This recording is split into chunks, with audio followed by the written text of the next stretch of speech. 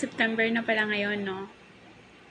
Nasaan na kaya yung mga taong nagsabi dati na or nakipagpustahan sa akin, tapos nagsabi na makakapag-asawa ako nang hindi ako umaabot ng 30 years old or makakapag-asawa ako nang wala pa akong 30 years old.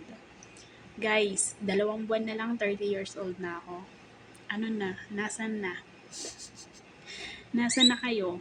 Alam ko yung iba sa inyo may 2 ng anak, may 3 ng anak. Ano na, lumabas na kayo. Alam kong panalo na ako kasi yung iba sa inyo, alam ko may 2 ng anak, may 3 ng anak. Ano na, nasa na yung 5,000 nyo, yung 10,000 nyo. Gipit ako ngayon, kaya hahanapin ko talaga kayo. Grabe, ang bilis ng panahon. Wala eh. Single pa din at 30 years old. So, panalo.